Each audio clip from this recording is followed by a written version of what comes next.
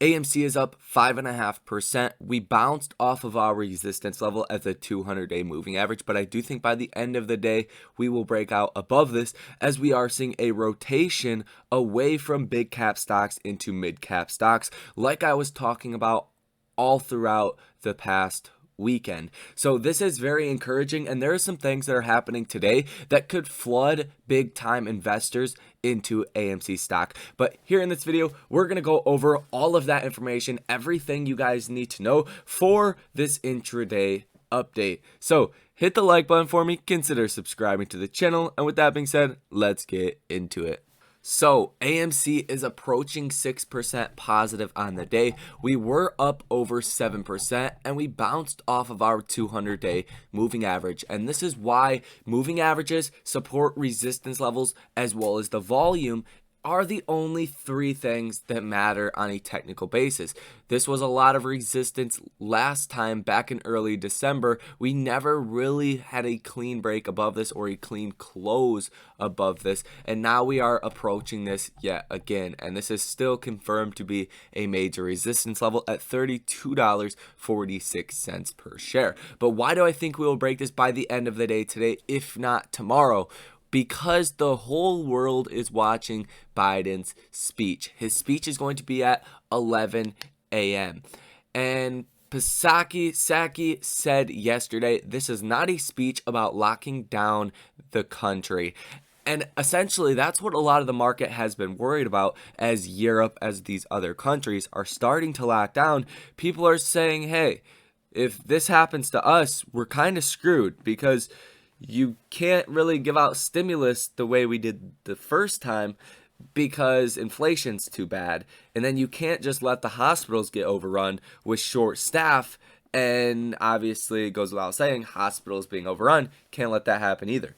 So between a rock and a hard place. So if Biden comes out and says this like he's expected, that we're not going to see lockdowns, that could give the market a huge rally. And AMC is in the sector of the economy that would be hardest hit during a lockdown and just would be terrible for AMC. There's no other way to put that. So that, among other things, is going to be announced at Biden's meeting today in about 30 minutes or so, and that should give us a big boost to the upside. I don't expect that to be a negative catalyst overall for AMC or the broad markets, but you guys can see we're seeing a secular rotation out of big cap stocks. We're not seeing a big rotation out of big cap stocks, but we are seeing a decent one. Nvidia, Google, Apple, all these other big stocks, they're down slightly on the day. Apple down 0.10%, Google down 0.5%, Nvidia down 0.5% as well. Whereas your SoFis, your Affirms, your DraftKings, your AMC, these stocks are up. And this is something that I was talking about for a while now, as Marko Kolanovic as well. I know you guys have seen this. He is the chief global market strategist for JP Morgan. He has been calling out all of the shorting that has happened with mid cap and small cap stocks, saying it's basically uncalled for, and these short attack campaigns cannot last and work unless there is systemic risk to the system.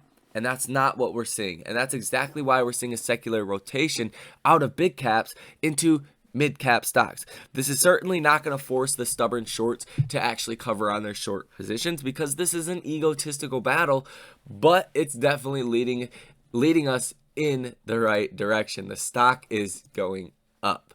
So all is good there. That's a little context on what is happening today behind the scenes. We're not seeing any indications of shorts actually covering. We're looking at 20.2% short interest of free float. Short interest change 0.32%. Return shares 443.5 thousand. Borrow shares 87.6 thousand. Borrow change of negative 355.9 thousand shares. Still 20% short interest is our estimate, and that's going to come in at least 20 to 25% on the exchange reported short interest day. But we do have around 104 million shares that are sold short. Share utilization is 81.34%, and the days cover 2.46. And this is exactly what I wanted to see.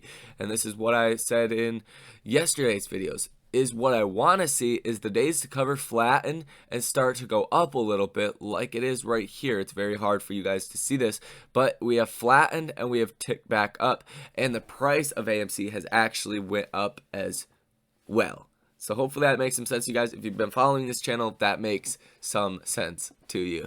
So all is looking good here. Nothing too crazy to report. Not a lot of shorts covering or actually adding to their positions today. Now, as far as the Stonko tracker data, this is pretty interesting. We are seeing a lot of calls that are out of the money. So a lot of people are still buying these weekly calls on AMC, and this is probably more big money, right?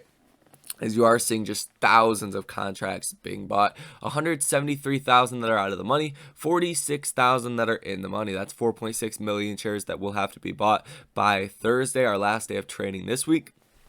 And I do expect more to go in the money if we do break out past these really threshold levels, right? If we get a clean breakout past the $32 price and even up to the $35 price, that's where you see a lot of the open interest being held. Not anything significant as far as the put side. 6,200 puts that are in the money, 104,000 puts that are out of the money. Not very important at all, not even for the January 21st, 2022 expiration as well, because we're not going to get a lot of buying power from the put side. And how that happens, if you're unfamiliar, is when the puts go from into the money, out of the money, but there's not a lot of puts that are in the money at all anyways. That big day is going to be January 21st, 2022, but we'll talk about that more into another video and what could potentially happen with that, because we're looking at some explosive moves that could happen around this time, end of January, because of that.